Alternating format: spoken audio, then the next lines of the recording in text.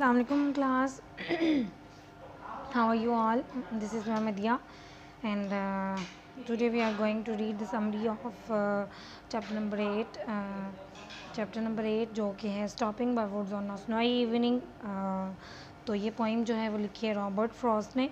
हम पहले थोड़ा सा पोइट के बारे में पढ़ते हैं। Robert Frost is the famous American poet of this century. जो रॉबर्ट फ्रॉस्ट हैं वो बहुत ही मशहूर अमेरिकन शायर हैं ऑफ दिस सेंचुरी, इस सदी के। His poetry is simple. उनकी जो पोइट्री है वो सादा है बट प्रोफाउंड इन थाट्स। सादा से मुराद क्या है कि उन्होंने सादा ज़ुबान का इस्तेमाल किया हुआ उसमें, ठीक है। ज़्यादा इस्तारे, ज़्यादा तशबीहात सिमिलैरिटी उन्होंने ये इस्तेमाल नहीं की, ठीक है। तो उन्होंने ये कहा है कि उनकी पोइट्री सिंपल है बट प्रोफाउंड इन थाट्स, लेकिन ख़यालात से भरपूर है। अगर बंदा बात उन्होंने बहुत ही सादगी से सादा अल्फाज में की, लेकिन अगर बंदा सोचने लगे तो उसके पीछे बहुत सी वजूहात हैं और बहुत ही डीप थाट्स थे, ठीक है। ये उन्होंने बताया हुआ है। It gets its nourishment from the nature and the experiences of life. उन्होंने उनकी जो पोइट्री है, इट गेट्स यानी इनकी पोइट्री के बारे में बात हो रही है। इट गेट्स जो इनकी पोइट्री है, इट्स नॉरिशमेंट यानी उसने परवरिश पाई है, वो बड़ी फली फूली है। किससे यानी बेहतरी आई है उसकी पोइट्री में, फ्रॉम नेचर खुद फितरत से, and the experiences of life जो ज़िंदगी के तजुर्बात हैं। मैंने आपको हमेशा बताया बेटा कि जो अदब से रिलेट लोग होते हैं पुराने ज़माने के, जब भी इंसान पोइट्री लिखता है, जब भी इंसान कोई प्ले या नावल लिखता है, तो उसके पीछे उनका मकसद होता है लिखने का, ठीक है। बिला मकसद वो कुछ भी नहीं लिखते। दूसरी चीज़ ये है कि जो पोइट्स होते हैं वो बहुत हसास तबीयत के होते हैं मालिक, और उनको छोटी छोटी चीज़ें जो होती हैं नेचर की, हमारी सोसाइटी की, वो उन्हें अपील करती हैं, यानी लगती हैं, उन्हें पिंच करती हैं। तो फिर वो सोचते हैं और फिर उनको वर्ड्स मिलते हैं, फिर वो लिखते हैं। मैंने बहुत दफ़ा आप लोगों को ये बताया। और इसी तरह जो रॉबर्ट फ्रॉस्ट उसने ये पोइम लिखी है, तो वो जो पुराने शायर थे बेटा, वो कुछ इस तरह से था। आजकल तो हमारे पास वक्त ही नहीं है कि हम लोग नेचर को इस तरह देखें, और ना ही हम लोग इतनी हसास तबीयतों के मालिक हैं कि हम लोग बर्फ़ के गोशों को देखें तो हमें फीलिंग्स आएँ किसी तरह की, या हम लोग सुबह ठंडी हवा को चलें। हम सिंपल से अब हम जाते हैं सुबह की सैर के लिए, या हम किसी भी जगह पे जाते हैं, जैसे फॉर एग्ज़ाम्पल मैं और आप नारायण का गाने जाते हैं, तो हम लोग वहाँ पे देखेंगे तो सिंपल से अल्फाज में हमें बहुत मज़ा आया, वहाँ पे बहुत अच्छा था, सीनरी इतनी ज़बरदस्त थी, बस हमारे अल्फाज ख़त्म। हम नहीं बयान कर सकते उनके छोटी छोटी बातों को, कि वहाँ पे दरख्त ऐसे थे, बर्फ़ों से ढके हुए थे, वहाँ पे घर ऐसे थे, वहाँ की चिड़ियाँ ऐसे चहचहाती थी। मतलब हम इतने बहस नहीं कर सकते, क्योंकि हम इतने हसास और इतनी छोटी छोटी चीज़ों को फ़ील करने वाले ही नहीं हैं, ठीक है।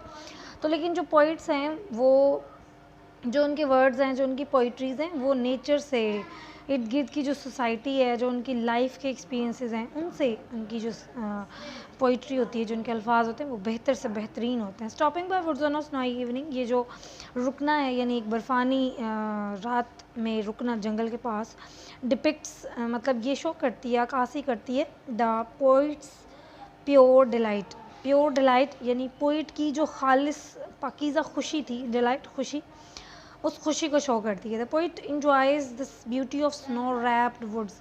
जो पोइट है, जो शायर है, इंजॉयज़ द ब्यूटी, वो इंजॉय करता है, लुत्फ़अंदोज़ होता है the beauty of snow wrapped, बर्फ़ से ढके हुए जंगलात से। And then goes on with his routine duties, और फिर वो जाना चाहता है अपनी रूटीन ड्यूटीज़ में, कामकाज में मामूल के। The poet stops near a small area of woodland. जो पोइट है वो रुकता है a small area of woodland, जंगल के नज़दीक छोटा सा इलाका है उधर। Perhaps the poet knows the owner of the woodland who lives in a nearby village.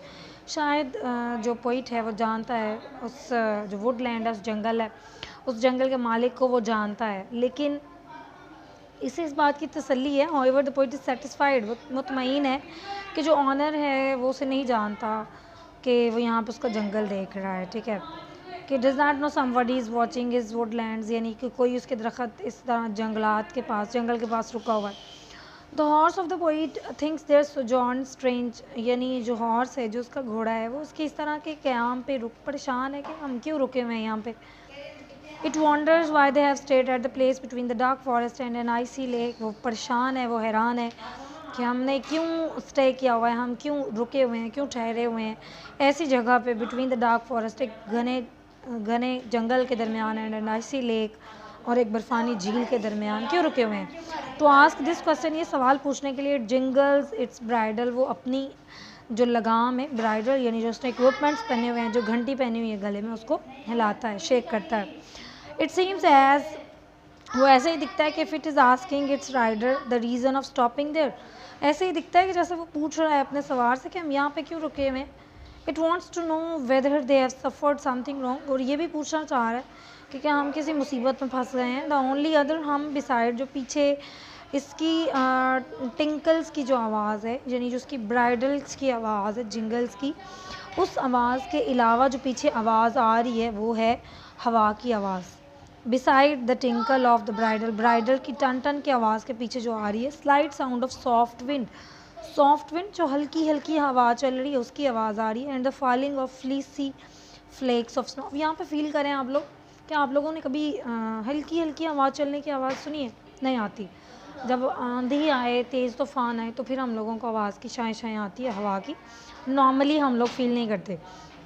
लेकिन उसको सॉफ्ट विंड, बहुत ही जो नरम हवा होती है, हल्की सी हवा जो होती है, उसकी भी आवाज़ आ रही है, बर्फ़ के गिरने की भी आवाज़ें आ रही हैं उसको। The wood present a soothing site, जो जंगल है ये, वो प्रेजेंट पेश कर रहा है, सूथिंग साइट, एक तस्कीन अमेज़ नज़ारा पेश कर रहा है, साइट मंजर दे रहा है। इट लुक्स ब्यूटीफुल, वो बहुत खूबसूरत दिख रहा है, but it is thick and dark as well.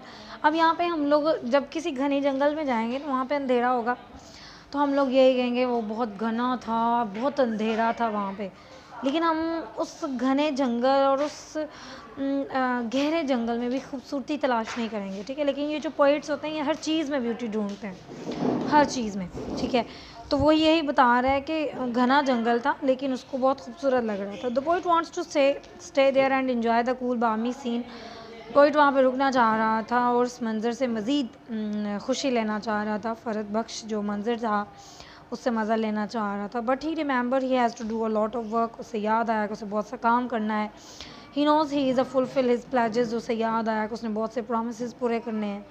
Therefore he starts of, सो वो स्टार्ट्स ऑफ, निकल पड़ा दोबारा से, जहाँ वो खड़ा था वहाँ से चल पड़ा। He know that he will have to do certain duties before going to bed, उसे पता था कि उसे बिस्तर पे जाने से पहले बहुत से काम करने, या नहीं। यहाँ पे तशबीह, हम तशबीहात तो नहीं कह सकते, लेकिन पोइट वही उन्होंने शुरू में बताया कि फुल ऑफ थाट्स, भरी हुई है ख्यालों से, कि हम लोग सोचने बैठे। तो ये जो लफ्ज़ उन्होंने बोले हैं कि गो टू बेड, ये गो टू डेथ बेड भी है, ठीक है।